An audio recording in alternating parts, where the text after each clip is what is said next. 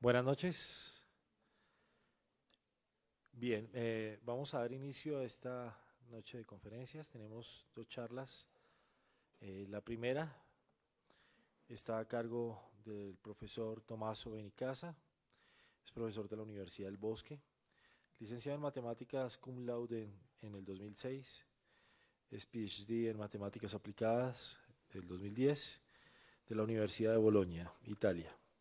Es experto en teoría de control y transiciones de fases. En el 2010 obtuvo su postdoctorado en la Universidad de La Habana, Cuba. Actualmente es miembro del Grupo Signos y lleva a cabo investigaciones sobre modelos epidemiológicos y sobre algunas temáticas de didácticas de la matemática. Particularmente este va a ser la charla del día de hoy, así que le damos la bienvenida al profesor Tommaso.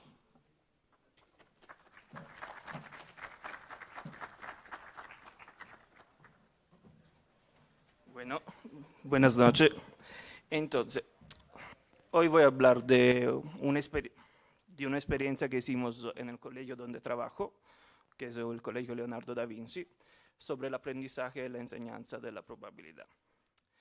El Colegio Leonardo da Vinci tiene una particularidad, que es la de ser, un colegio internacional, por esto los estudiantes tienen que hacer el examen, la prueba Saber 11, pero también el examen de bachillerato italiano, que es muy distinto de la prueba Saber.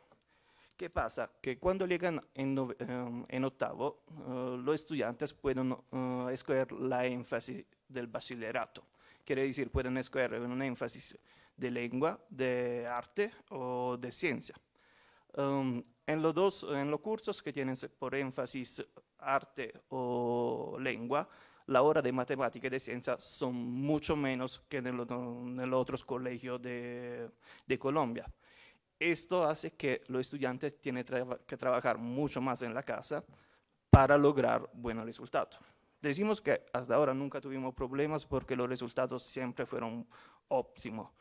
Pero sí esto genera un cierto estrés en los estudiantes que tienen que trabajar bastante solos. En la énfasis de ciencias, la hora más o menos son 5 de matemática y 3 de física, entonces son muy parecidas a lo de los otros colegios. De hecho, los resultados en matemática, en la prueba de saber, son muy excelentes. Pero pasa que por el examen italiano, ellos preparan este examen en un año menos. Tienen que hacer una prueba escrita de matemática muy larga y muy amplia. De hecho, son como 6 horas sobre un problema grande y otros 5 más pequeños, donde hay analizar mucho más el problema. No se trata solo de solucionar el problema, se trata también de argumentar la solución. Esto hecho de tener un año menos lleva también a un estrés en estos estudiantes para el examen italiano. Esto lleva a que los estudiantes que pasan de séptimo a octavo tienen miedo de estos pasos, entonces hay como mucho miedo, mucho estrés, porque tienen que cambiar su actitud en el estudio. Entonces la idea fue de hacer una actividad entre muchachos de noveno y de quinto para que se acercaran los estudiantes y que vieran que es algo que se puede hacer sin demasiado sacrificio o paura. Por esto, con el profesor Francisco Vargas, la profesora Laura Martiñón, el profesor Giuseppe San, decidimos de buscar un tema que pudiera ser tratado desde los muchachos de noveno y de quinto de primaria. Encontramos que uno de los temas que podía ser útil era la falacia de la conjunción. Esto porque también vimos que haciendo la doble titulación, el doble examen italiano colombiano, algunos temas no se pueden profundizar mucho. La probabilidad era uno de estos. Entonces, para introducir la falacia de la conjunción, hacemos recurso a una de las preguntas más famosas, que es la de Linda en literatura. Entonces, Linda tiene 31 años de edad, soltera, franca y muy brillante, se especializó en filosofía. Como estudiante estaba profundamente preocupada por los problemas de discriminación y justicia social, participando también en manifestaciones antinucleares. ¿Qué es más probable? A. Linda es una que era de banco. B. Linda es una que era de banco y es activista de movimientos feministas. Normalmente alguien que no tiene una preparación en probabilidad va a contestar la B, que la respuesta sí, está conectada con la pregunta. Pero quien tiene un poco de conocimiento de probabilidad sabe que aquí estamos teniendo en cuenta dos eventos independientes al mismo tiempo. Entonces, la probabilidad tiene que ser menor. Esto es la falacia, sustancialmente es lo que se llama falacia de la conjunción, que somos llevados a decir que la intersección de dos eventos es más probable que uno de los dos eventos que hace parte de la intersección. Normalmente en la literatura esto está muy bien examinado, hay mucha teoría al respecto. Por ejemplo, que el cerebro humano no está hecho para enfrentar este tipo de razonamiento probabilístico. Alguien nega totalmente esto, hay otros que piensan que el problema sea en el sentido, en el significado de la palabra es probable, y otros también piensan, como la profesora Martiñón, que el problema es en cómo está presentada, en el formato, cómo se presenta la pregunta. Entonces, nosotros teníamos dos objetivos. Uno, como investigadores, era trabajar este tipo de obstáculos y analizar estos errores por medio de cuestionarios suministrados al estudiante. Lo otro, por mí como profesor, también era llevar al estudiante a entender este problema y también a superar este medio que tenían en el paso de séptimo a octavo grado.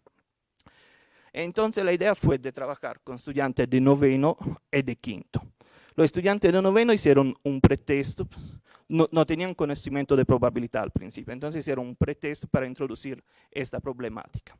En clase fue explicado este pretexto, fue explicado toda la situación de la falacia de la conjunción, y les pidió de diseñar alguna actividad, algún juego que se podían llevar al estudiante de quinto de primaria para que entendieran esta problemática. Al mismo tiempo, se hizo un pretexto sobre un grupo de control de quinto de primaria.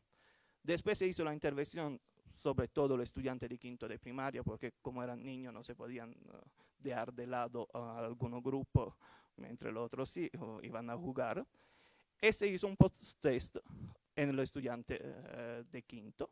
Después de algunos meses, en 3 meses, se hizo un post-test también en los estudiantes que hicieron, bueno, en el grupo de control de noveno y también en los estudiantes que hicieron la actividad de noveno.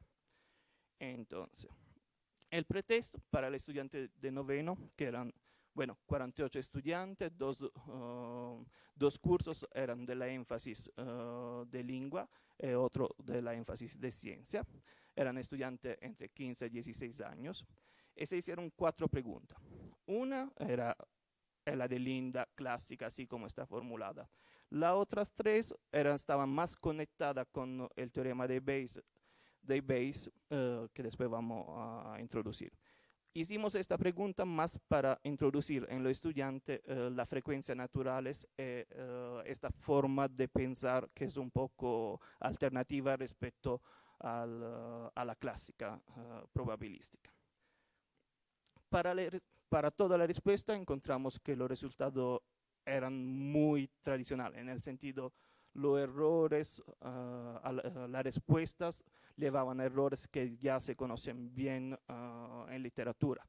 Por ejemplo, en la de Linda pasa que muchos piensan que tiene que contestar la B, que es feminista, porque en la pregunta hay estos datos. Entonces no entiende por qué si hay estos datos, piensan que si hay estos datos tienen que utilizarlo, que no se puede ignorar. Otro, por ejemplo, piensan que también como el carácter de Linda, la personalidad de Linda es de esta forma, tiene que ser la B. Estos ya son todos errores conocidos en literatura, se ve claro. Digamos que lo importante de esto fue que en el pretexto sí fueron preguntas cerradas, entonces tenían que escoger entre A y B, pero decimos al estudiante que podían argumentar, bueno, que tenían que argumentar la respuesta. Entonces, por ejemplo, vimos que algunos que contestaron A de forma correcta, pero contestaron de forma correcta sencillamente porque pensaron que ir a una manifestación contra el nuclear no era nada relacionado con el movimiento feminista. Entonces vimos que también en análisis de estos tipos es importante la argumentación y analizar todo esto. Bueno, la pregunta de Baldo, esta está sacada de una página web del profesor Gianfranco Bo, que es italiano. Baldo es un arquero que golpea el objetivo 1 una vez de 6 y dice la verdad 4 veces de cada 5. Entonces, hoy ahorró una flecha y declaró centro. Queremos saber cuál es la probabilidad de que realmente se convirtiera en centro. Entonces, él dice que hizo centro, pero es mentiroso. Entonces, no sabemos si de verdad hizo centro o no. Normalmente, tendríamos que resolver este problema con el teorema de Bayes, que vincula la probabilidad de A dado B con la probabilidad de B dado A. Un ejemplo por lo médico es, por ejemplo, si nosotros tenemos gripa, tenemos una probabilidad de tener dolor de cabeza. Teniendo dolor de cabeza, podemos sacar la probabilidad de tener gripa. Entonces, es muy útil en el diagnóstico. Pero normalmente esta fórmula, como muchas de las fórmulas matemáticas, en el tiempo se van olvidando. Por esto decidimos de utilizar el approach de frecuencias naturales, el enfoque de frecuencias naturales, que aquí está esquematizado. Este es un árbol de toda la probabilidad. Entonces, al principio, él arroja la flecha. Entonces, tenemos para arriba una probabilidad sobre 6 que haga centro. Y para abajo 5 sobre 6 que no lo haga. Cada vez, bueno, si hace o no hace centro, él va a decir algo. 4 veces sobre 5 es la verdad, una vez sobre 5 miente. Entonces, así tenemos que cuando hace centro, 4 veces sobre 5 dice centro, mientras una vez sobre 5 estamos en el segundo ramo, en la segunda rama. Entonces, dice que no hizo centro. Y así. Se ve que las veces que dice centro, sustancialmente son la de arriba y la de abajo. Son 9 veces de 30. De estas 9 veces, pero solo 4 hace centro de verdad. Entonces, la probabilidad que de verdad hizo centro es 4/9. Entonces, esta forma de razonamiento es mucho más sencilla para un estudiante, también queda más en el tiempo. La tercera pregunta es muy parecida a la de Baldo, pero está hecho con un test de mamografía. Consideremos a una mujer que acaba de obtener un resultado positivo en la prueba de mamografía.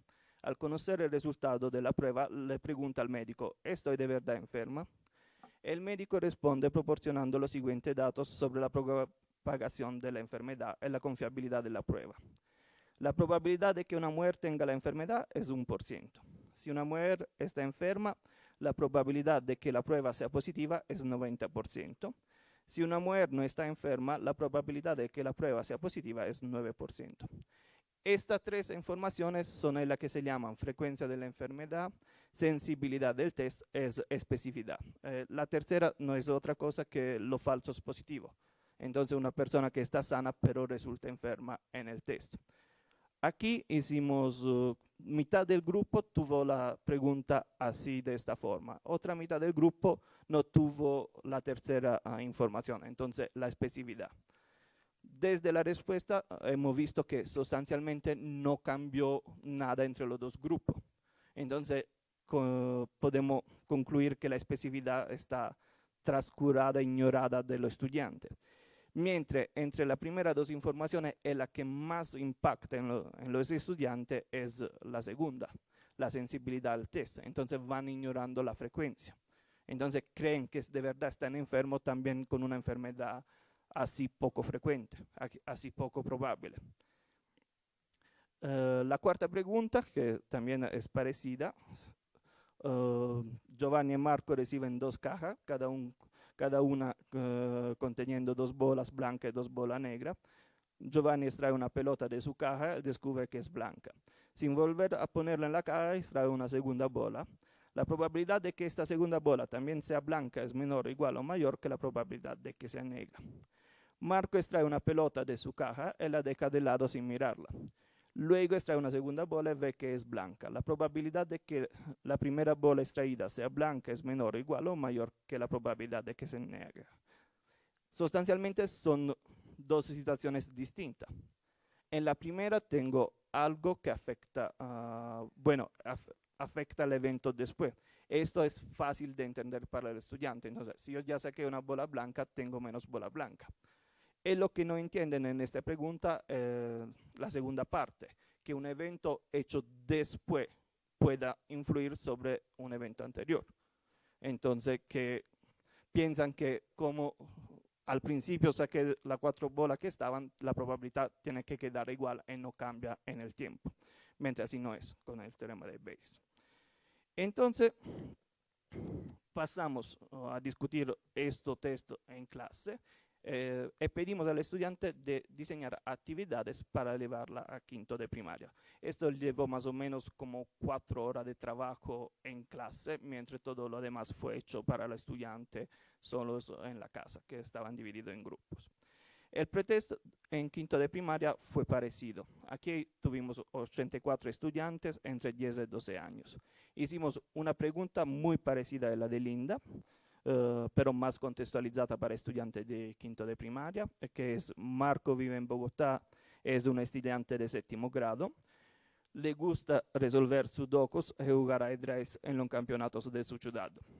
Si debe apostar, ¿qué elegiría? ¿Marco es bueno en baloncesto o Marco es bueno en baloncesto e en matemática?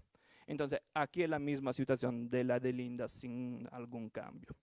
Las otras 4 preguntas la presentamos en forma icónica de frecuencias naturales. Por ejemplo, aquí tenemos un ejemplo de un grupo de 30 hombres que tienen bigotes y sombreros.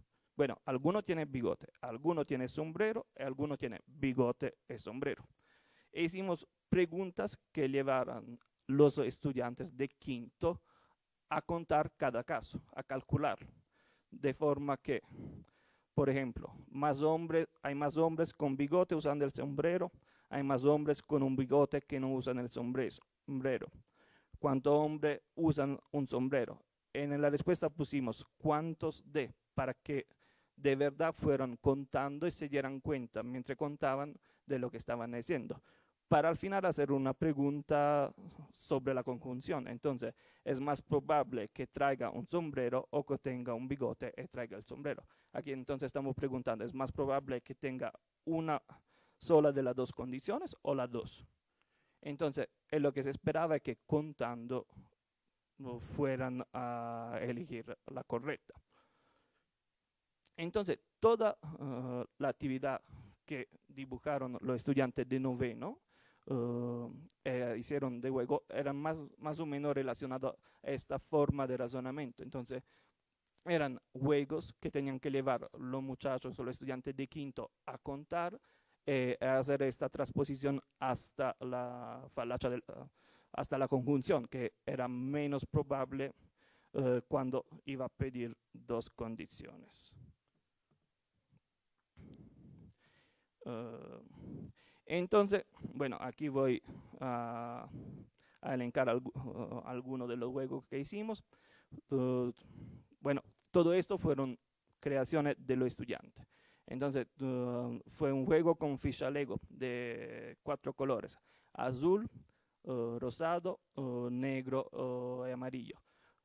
Con esta representaron los estudiantes del curso de quinto de primaria. Entonces, una ficha azul era un hombre, una ficha rosada era una muchacha, después se combinaron el amarillo y el negro para representar el color del pelo, de forma que todo esto representaban los niños que estaban ya en el curso.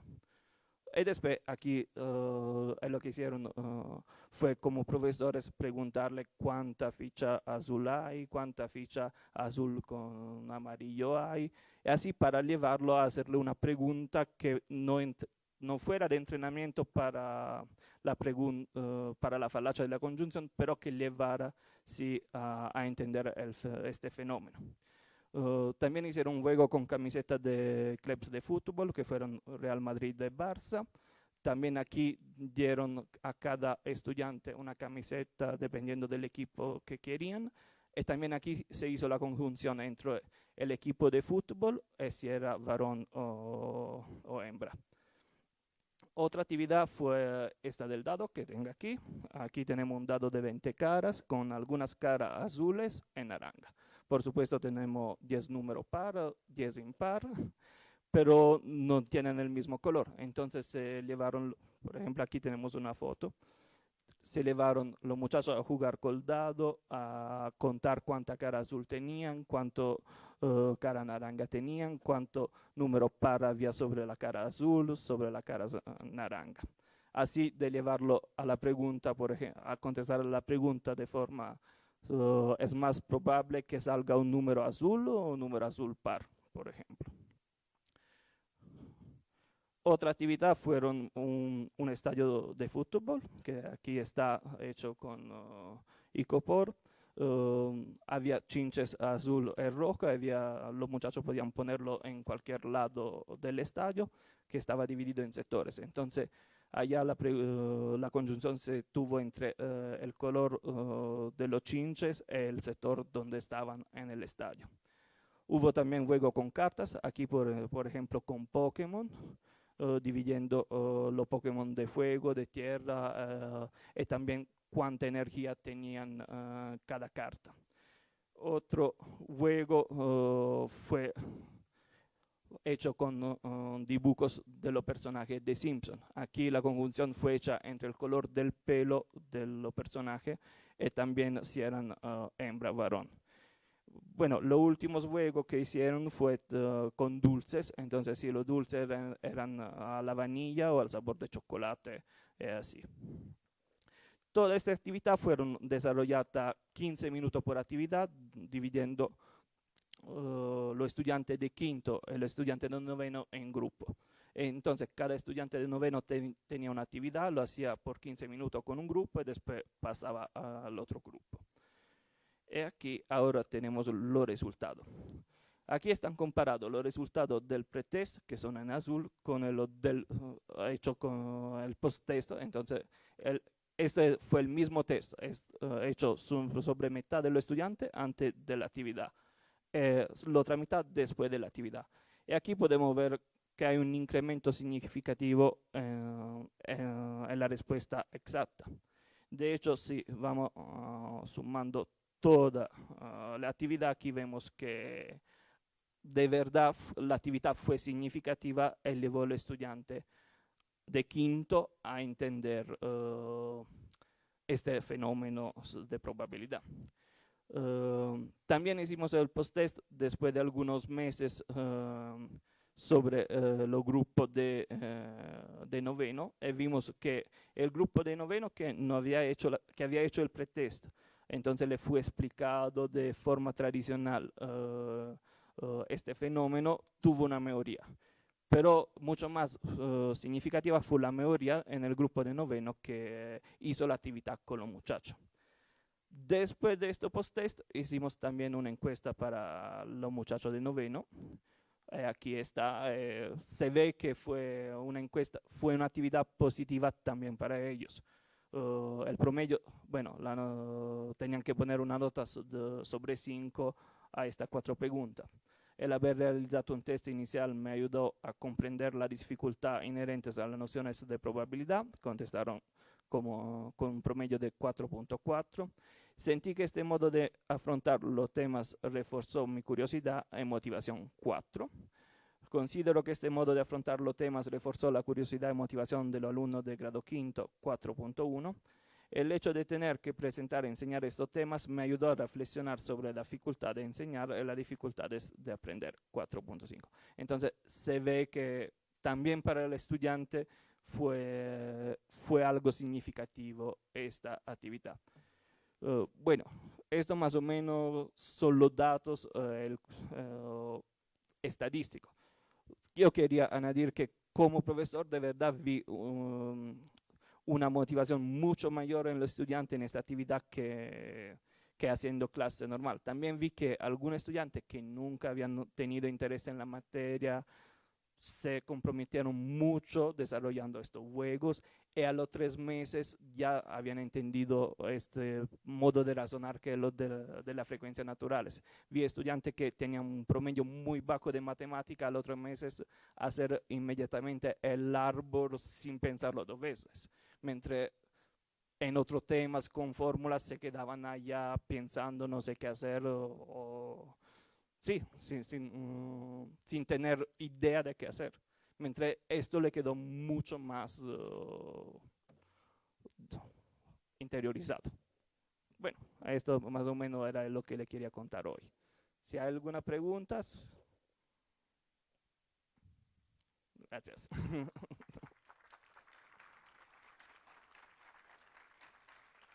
Bueno,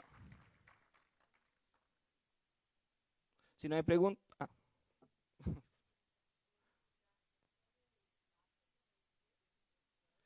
entonces, como, bueno, teníamos muchos estudiantes aficionados de fútbol, entonces llevaron la camiseta que tenían del Barça y del Real Madrid. Entonces pidieron al estudiante de quinto de elegir el equipo que querían. Entonces tuvimos como un grupo de 6, 7 muchachos, que eran hombres, mujeres, algunos con la camiseta de Barça y algunos con la camiseta de Real Madrid. Entonces la conjunción fue hecho entre esto. Es más probable que sea uno con camiseta de Real Madrid o un varón con camiseta de Real Madrid, algo así. ¿Más?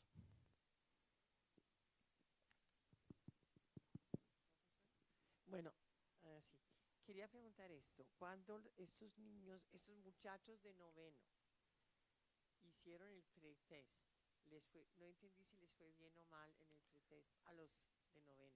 Le fue mal, pero fueron todos errores que nos esperábamos. Ok. Y después hubo otro test al final también de los de noveno. Sí, parecido. ¿Y cómo les fue? Más bien. Está en el No, gráfico. no lo puse aquí. Bueno, Como la charla era ah, de media hora, no puse todas las bueno, preguntas. muchas gracias.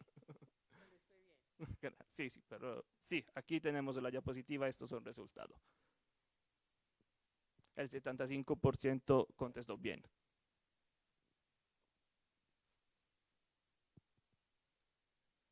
Bueno, si no hay más preguntas. ¿Otra pregunta?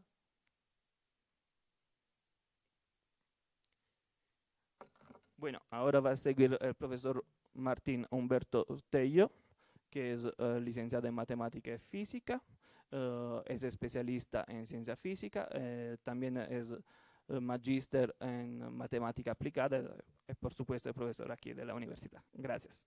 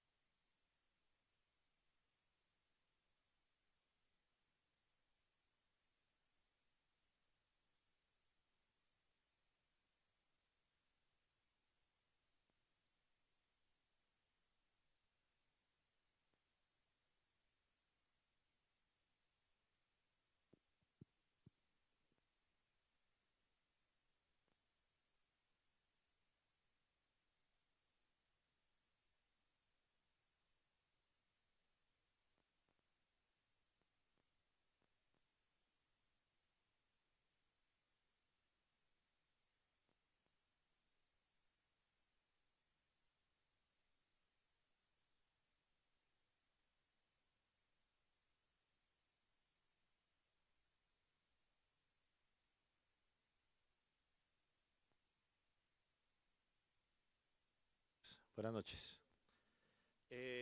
Quiero presentarles a ustedes hoy un trabajo que realicé hace un poco tiempo sobre probabilidad geométrica, aprovechando un poco el trabajo que hizo Tomaso. Es un trabajo de colegio que es muy interesante, pero lo que traigo aquí es un poquito de aplicación y un poco de aplicación en esto que llamamos probabilidad geométrica. Entonces, ¿en qué consiste esto? Vamos a empezar proponiendo un problema. ¿El problema cuál es? Está claro que en los últimos 50 años el ser humano ha empezado a cambiar su mirada hacia el cuidado del medio ambiente. Básicamente, debido a los efectos de contaminación que se presentan en ciudades grandes y pequeñas. ¿Qué ocurre? Nosotros tenemos claridad que esos niveles de contaminación están ligados directamente a la movilización de vehículos de combustión interna. ¿Qué ocurre? El nivel de contaminación está relacionado con las distancias en los recorridos que hacen estos vehículos.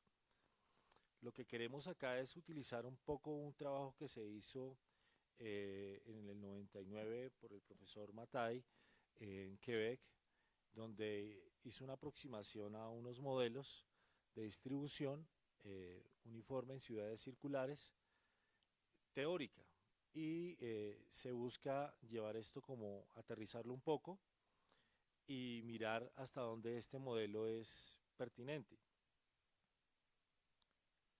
Los objetivos básicamente son realizar construcciones sobre ciudades reales de los modelos planteados y validar esos modelos eh, a través de la verificación y variación de parámetros. La segunda es realizar los desarrollos matemáticos necesarios para calcular los valores esperados en cada una de las trayectorias de los modelos que se van a presentar. Y por último, pues utilizar algún tipo de herramienta tecnológica que nos permita verificar esos modelos. Empecemos con un concepto básico. Tomás ahorita hablaba de probabilidad y creo que para todos es claro el concepto que tenemos de probabilidad. Tomás hizo la presentación de sacar de una caja unas bolas o unos dulces, o escoger un número de personas con ciertas características. Y el concepto básico que tenemos es la probabilidad, es los casos que favorecen el evento que quiero analizar sobre el total o el espacio muestral que podría analizar. Lo mismo ocurre en la probabilidad geométrica. ¿Qué ocurre en esta probabilidad geométrica? Tenemos un espacio muestral y nuestro espacio muestral es un área grandísima, y nuestros casos, o los casos que queremos analizar, son los espacios pequeños. En la primera gráfica, en la que dice A, ustedes se pueden dar cuenta que tenemos una zona que es R, que es pequeña, sin embargo en B tiene un área mayor y el área gris en C es mayor, por lo tanto la probabilidad en C es diferente a la del A y podríamos calcularla. Digamos que ese es el concepto que tenemos básicamente de probabilidad geométrica. Pero queremos ir un poco más allá, ¿de acuerdo? ¿Y cómo lo queremos hacer? Vamos a utilizar esa probabilidad geométrica para hallar valores esperados a partir de distribuciones de probabilidad en rutas. Para eso vamos a analizar unos antecedentes, y esos antecedentes tienen que ver cómo se utiliza o cómo se usa en el mundo las rutas, cómo se asignan las rutas. En Europa, los sistemas claramente buscan mejorar el bienestar en el transporte, es decir, que haya una comodidad, y las rutas están básicamente organizadas por unos tiempos y unos usos regulares de ciertas rutas. En Estados Unidos hay digamos, un horario de tránsito, y ese horario de tránsito me determina las rutas, la cantidad de rutas que deben ir. Hay un trip generation, hay un blocking que lo que hace es mandar por secciones, ¿de acuerdo? Pero en Colombia, pues ustedes entenderán que no está muy claro. Es tan claro que todos los que usan servicio de transporte público, y en particular nuestro Transmilenio, hemos experimentado como unos 4 o 5 cambios y han sido de orden empírico. Es decir, se dieron cuenta que no deben mandar tantos buses por la troncal de Caracas porque a las 10 de la noche nadie lo usa, por un ejemplo. Y empezaron a modificar, es decir, la experiencia termina diciendo qué deben hacer. Y hay unas regulaciones del Ministerio de Transporte. Pero lo que queremos acá es buscar una forma de mejorar o reducir mejor esos niveles de contaminación. Entonces nos basamos en dos artículos publicados por el profesor Matay, uno en 1998 y otro en 1999, y es sobre los cuales desarrollé este trabajo. ¿En qué consiste el modelo? Entonces pensemos en una ciudad circular. Esa ciudad circular tiene un punto fijo P que está ubicado fuera de la ciudad, que tiene un radio R y un punto Q aleatorio dentro del círculo que tiene una distribución uniforme dentro de ese círculo. Rho es la distancia que hay entre P y Q, y R1 es la distancia P hasta la frontera sobre el círculo en el eje X. Entonces la densidad de Rho estaría denotada por G de P. Tenemos una distancia R1, que es la distancia PQ, y la función de distribución de PQ representa el área de intersección entre los círculos. A través del análisis geométrico podemos obtener lo siguiente. Entonces este es nuestro gráfico. Quiero que observen cuál es la ciudad que queremos analizar. La ciudad que queremos analizar o el círculo que queremos analizar en este caso, es el círculo de centro C. El punto P es un punto que está fuera de ese círculo, y tomamos un punto Q aleatorio dentro del círculo C. ¿Qué observamos? Que la función de distribución está dada, obviamente, por unos desarrollos. Obtenemos esta expresión que está dividida en dos integrales, ¿de acuerdo?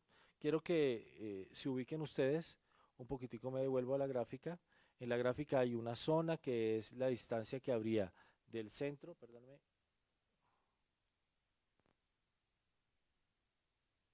se me fue el apuntador, la distancia que habría del centro C al punto Q, y la otra entre el punto P y el punto Q, ¿de acuerdo? Las dos distancias o las dos distribuciones de la zona que queremos calcular está definida de esa manera. Ahora, a través de desarrollos matemáticos solucionando esa integral, podríamos calcular el valor de esa integral. Lo mismo lo haríamos para el segundo sector, ¿de acuerdo?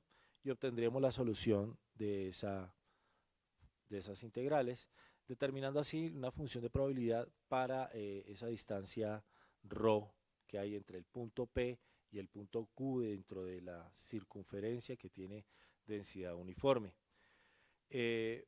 Ahora, digamos que ese es nuestro punto de partida. Pensemos ahora si tomamos un solo círculo que recoja el punto P y al punto Q, introduciéndolos dentro de una misma circunferencia, ¿qué relación podríamos obtener entre ellos?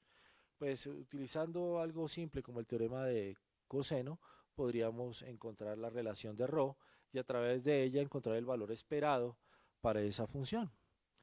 Nos encontramos con un valor esperado que es una función hipergeométrica de Gauss. La solución de esta función, pues obviamente nos da unos parámetros para empezar a analizar el problema que queremos plantear. Nuestro problema son dos ciudades, la ciudad C y la ciudad C' son dos ciudades circulares. Ojo, recuerden ustedes que aquí estamos construyendo el modelo, ¿de acuerdo? Y después vamos a ver la aplicación. Entonces, tenemos dos ciudades circulares, la ciudad C y la ciudad C', la que ustedes tienen a la izquierda y a su derecha, y tenemos un punto P y un punto P', cada uno en esos círculos que están distribuidos uniformemente. Todo eso que ustedes ven ahí son las posibles rutas que tengo para ir del punto P al punto P', ¿de acuerdo? Quiero que observen que existen muchas rutas, incluso dentro de cada uno de los círculos se genera un círculo interno. Ese círculo interno representaría como una ruta, como una circunvalar, como una ruta que atraviese la ciudad, ¿sí? Pero en este caso da la vuelta completa y la idea es tenerla en cuenta como parte de nuestro modelo para poder dar solución al problema planteado. Entonces tenemos 6 rutas, ¿de acuerdo? Y esas 6 rutas vienen dadas por la función de distribución de G, de ROC, que está planteada ahí. Ahora, ¿qué hacemos? Analicemos los posibles o los valores esperados a partir de la solución que ya teníamos antes. Entonces, tenemos la opción de la ruta 1. La ruta 1 es salgo del punto P, voy hasta el origen, es decir, hasta el centro de la ciudad, y del centro de la ciudad hay una vía directa que me saca de ella. En el modelo que quiero plantear, solamente me voy a preocupar por ir de un punto P de una ciudad, un punto aleatorio, y llegar hasta la entrada de la siguiente ciudad. No voy a entrar a la siguiente ciudad, solamente vamos a mirar los valores esperados hasta el punto antes de entrar a la ciudad C'. Entonces, la primera ruta es muy clara, ¿de acuerdo? Entonces vamos del punto P al centro y del centro salimos a la ciudad derecho hacia la siguiente ciudad. Quiero aclarar algo, no sé si ustedes observan en la gráfica, hay una distancia D1 que está entre A y B. D1 es una constante, ¿de acuerdo? Pues para todas las rutas, D1 va a ser una constante. Ok, el valor esperado sería R1 más D1 más el valor esperado de ρ y obtendremos este primer valor esperado para la ruta número 1. Si hacemos la segunda ruta es salir del punto P a una vía, por una vía que no me lleva hasta el centro de la ciudad, sino que me lleva directamente a una vía que me saca de la ciudad y por ahí derecho llego a la siguiente que es C'. Segunda ruta, su valor esperado, calculamos los valores y tendríamos esa expresión para el valor esperado. La tercera ruta es, imagínense que tenemos la posibilidad de salir del punto P derechito a nuestra salida de la ciudad y de ahí pasar derecho a la ciudad C'. El valor esperado, obviamente, la suma de las dos distancias que aparecen atrás y encontraríamos esa expresión para el valor esperado de esa tercera ruta. Nuestra cuarta ruta sería directamente del punto P, no tengo que ir a ningún otro sitio dentro de la ciudad, sino que puedo salir directamente hasta la ciudad A. Es decir, hay vías alternas o comunicantes entre las dos ciudades sin tener que dar vueltas en la ciudad inicial. El valor esperado, obviamente, se presenta ahí. El siguiente, que era el que les presentaba, es voy del punto P a una circunvalar y de esa circunvalar me lleva a la salida principal de la ciudad y de ahí a la siguiente. Calculando las distancias y las longitudes ahí, tendríamos los valores esperados para esa siguiente ruta. Hay una ruta que no presenté. ¿Cuál es? Voy a mostrarla acá. Es esa Y arriba, grandota, ¿de acuerdo? Digamos, ese recorrido, no existe una expresión conveniente para las distancias previstas en esa ruta. Es una expresión que regularmente se llama una función lauricela, ¿de acuerdo? Y es una función hipergeométrica igual. Muy bien. Entonces nos quedamos con 5 rutas, de las cuales tenemos estos valores esperados para cada una de ellas. Como observan ustedes, todas dependen de alfa y beta, que son unos parámetros que tendríamos que determinar. La idea nuestra es empezar a jugar con esos parámetros para ver cuáles se ajustan más a la realidad. Pero la realidad implicaría buscar unas ciudades que fueran circulares perfectamente, que tuvieran las condiciones que planteamos en el problema. Cuando se plantea buscar ciudades de ese tipo, pues lo primero que miramos es nuestro país. El análisis en Bogotá era complejo, por una simple razón. Quien haya visto un mapa de Bogotá no tiene nada de circular. Sí, es alargada, limitada por los cerros, entonces es un poco imposible trabajar en ella. ¿Qué se hizo? Básicamente buscamos una zona que estuviera limitada, digamos, lo más homogénea posible, y encontramos el Valle de Aburrá, ¿de acuerdo? Entonces, les voy a presentar por tiempo, les voy a presentar primero la ruta Medellín-Bello, ¿de acuerdo? Ustedes saben que en Bello, Medellín, Itagüí, todos están como en la misma zona y los bordes entre ciudades son como medio complicados de determinarlos.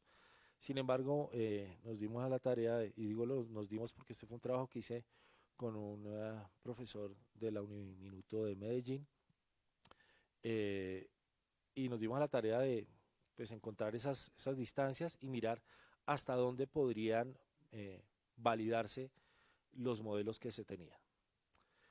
¿Qué utilizamos? De arranque, ustedes observaron esta imagen. Esta imagen pertenece a Google Earth Pro. El Google Earth Pro tiene, digamos, unas herramientas bastante simples de manejar que me permiten medir longitudes, áreas, distancias, y si le pongo velocidades puedo medir hasta tiempos.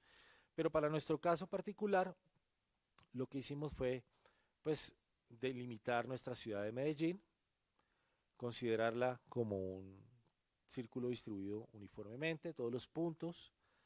Lo mismo hicimos con Bello.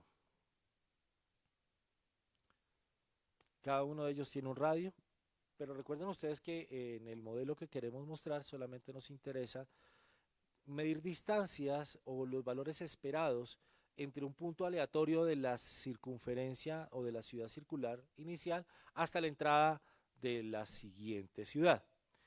Tomamos un punto aleatorio P y empezamos a plantear la primera ruta.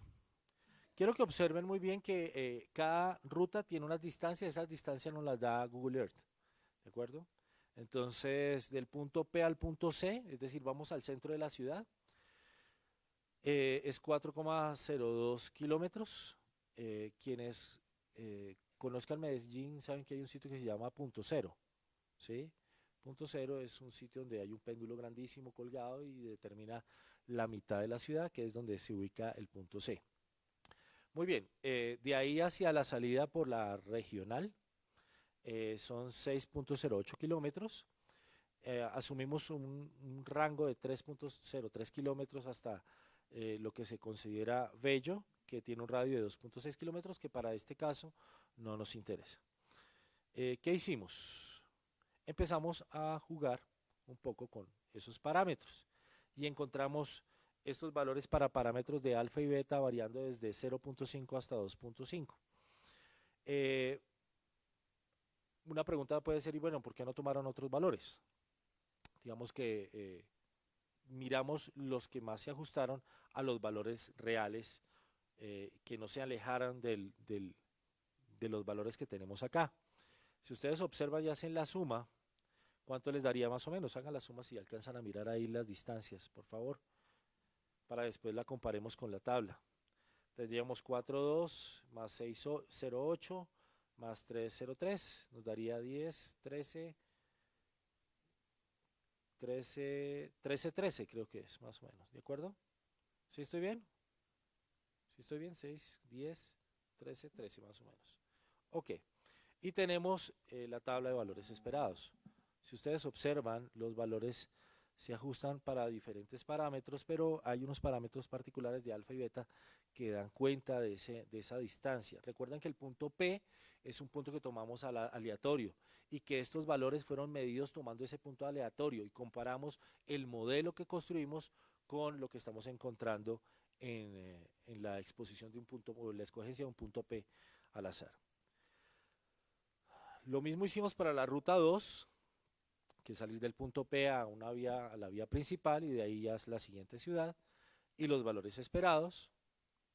Ten en cuenta que para nuestra ecuación o nuestro modelo solamente necesitamos la distancia D, que era una constante, y el radio de nuestra circunferencia, y obviamente la variación de parámetros para calcular los valores esperados. Esta es la siguiente ruta, el plan 3, directamente del punto P a la salida de la ciudad y de ahí a la siguiente. Esta tabla me muestra esos valores esperados, perdón, los parámetros y los valores esperados para cada uno de ellos. La ruta 4 existe la posibilidad de ir de un punto cualquiera a la entrada directa a la ciudad y encontramos esos valores esperados. El siguiente modelo pasando por una circunvalar, la tabla de los valores esperados para cada uno de los parámetros y encontramos estos para cada uno de las distancias. Entonces, pensemos qué pertinencia tienen estos resultados.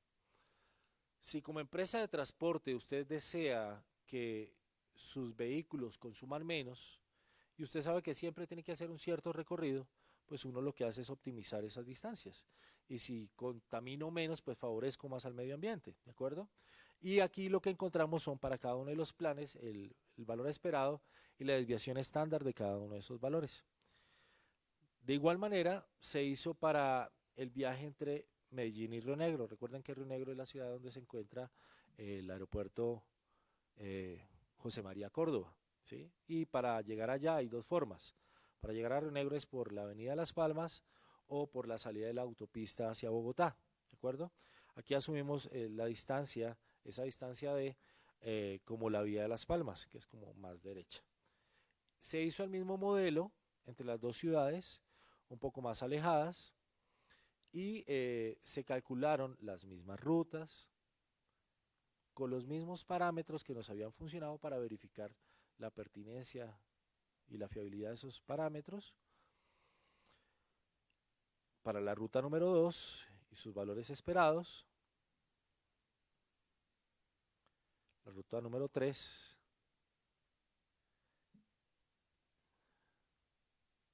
la 4, esta 4 para nuestro caso no aplica mucho porque la única forma de ir sería por la avenida de Las Palmas, o sea, realmente este no tendría mucho sentido. Y finalmente el de salir de un punto cualquiera por la circunvalar y de ahí salir derecho a la siguiente ciudad. Muy bien. ¿Qué encontramos? Como conclusiones, el trabajo desarrollado deja ver la utilidad del modelo para realizar planes que permitan a empresas de transporte de pasajeros y de carga buscar rutas que generen los menores valores esperados para trayectorias entre dos ciudades, las cuales favorecen el nivel de consumo de combustible y disminuirán la contaminación, que es nuestro problema inicial. El reconocimiento de la utilidad de una herramienta común como Google Earth para poder hacer el análisis de cada una de las rutas propuestas dentro del modelo planteado, al igual que la utilización de un software que fue matemática para hacer el desarrollo de todos los valores esperados de las funciones hipergeométricas que ustedes vieron al inicio. Y por último, pues la idea es que en este trabajo se realizaron pruebas con diferentes valores para los parámetros, como les planteé en un principio, de las funciones de las cuales dependen los valores esperados de las trayectorias. Los resultados obtenidos de estos valores esperados permiten a grupos, si ustedes desean después, continuar con este trabajo, realizar un análisis más preciso para encontrar valores óptimos para dichos parámetros en una aplicación específica. Esa es la bibliografía que se utilizó y quedo atento a sus preguntas. Muchas gracias.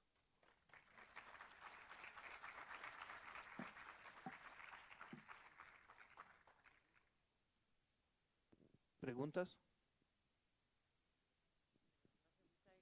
Para comprender. La historia esta que tienen que ser casi redondas las ciudades, ¿verdad? Sí, profesora, el modelo que tomamos fueron ciudades circulares, distribuidas uniformemente, pero hay otros modelos, hay modelos para ciudades rectangulares y polinómicas. Lo que pasa es que el nivel de complejidad de las rutas cambia. Este primer acercamiento que se hizo a modelos circulares, creo que tomamos el modelo primero y lo analizamos y después buscamos la ciudad. Creo que la ruta que debemos tomar a continuación es mirar ciudades y mirar qué modelos se ajustan para poder hacer el análisis de rutas. Vale. Gracias. ¿Más pregunta? Bueno, entonces gracias, Martín. Muchas gracias a ustedes por asistir. Recuerden que el día viernes tenemos nuestro cierre, nuestras últimas charlas y esperamos que estén acá. La clausura es sobre las 4:30 de la tarde, ¿de acuerdo? así que todos están invitados. Muchas gracias por asistir. Hasta luego.